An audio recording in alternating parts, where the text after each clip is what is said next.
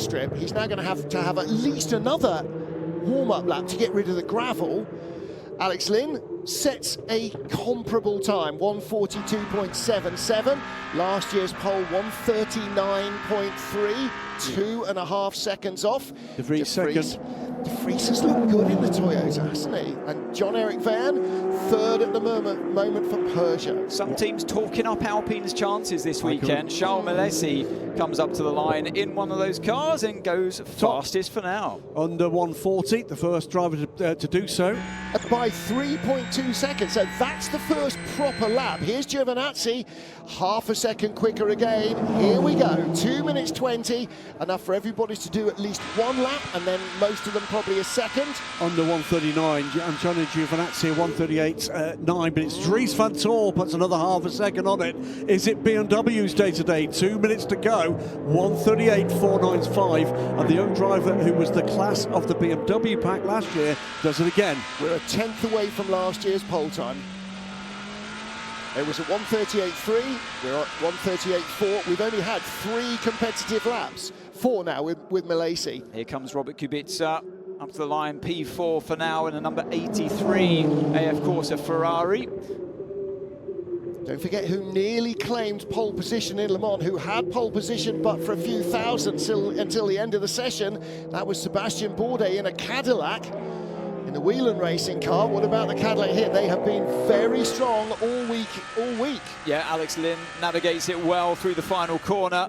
P8 for now. What's it going to be as he crosses the line? Second place for the Cadillac driver. And what can his teammate do? Sebastian Bourdais in the number 38 Cadillac Hertz Team Jota further down the road.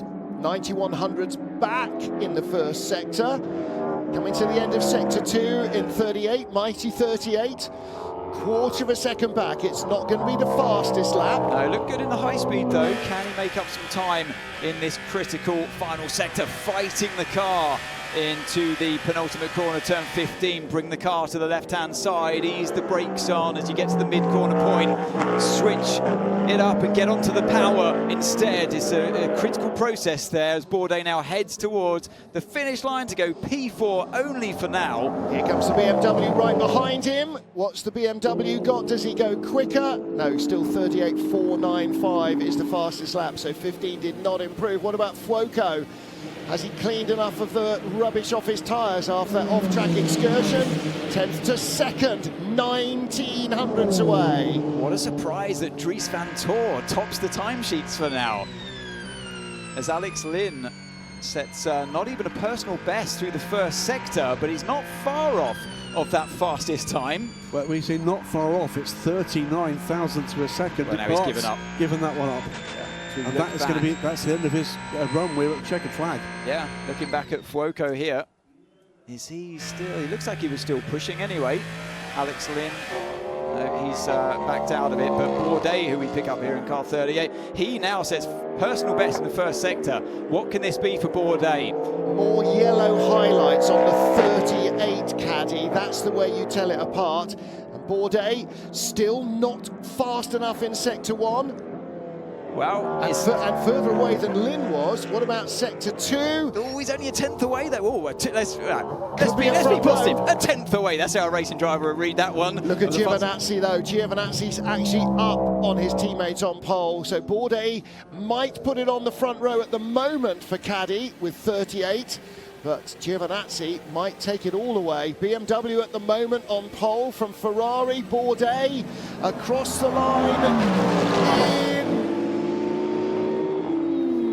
5th place, no improvement. Takes a checkered flag. So Giovinazzi, watch this one.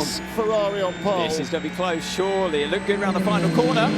Oh. It is our fastest lap for Antonio Giovinazzi in the Ferrari. Wow, right at the end. 15, Dries van Tor is still out there, has not taken a wry smile from Van Sanvos. Dries van Tor is well off on this lap. He's not going to improve. Antonio Fuoco reasonably close, but pits the car. Oh, he's happy with that one, and that must have been a cracking lap from Antonio Giovinazzi. Wow. I thought that Dries van Tor had that one. Thought he had it in the bag, but That's not what Giovinazzi was thinking. Brilliant stuff. First front row start for the BMW M-Team WRT Hypercar, and they split the Ferrari. We do not get a Hypercar lockout in qualifying. McLaren locked out LMGT3, but it is Ferrari 1-3 and BMW. That's Andreas Roos, the head of BMW Motorsport, with Vincent Voss in the cap, and they have their first front row start in Hypercar. Top four separated by under 0.4 of a second in that session, and that includes 3 different makes of car. Tell you what, the more I watch Antonio Giovinazzi in the World Endurance Championship, the more I'm impressed with it. And I see his rate of progress improving every single time he's in the car. they felt what we were thinking. Yeah. Well, our all-access crew are in the Ferrari garage. There's Jovi. Did he not even do a purple sector? He did, sector 3. Yeah, he pulled it out of the bag. Sector 3, Giovinazzi.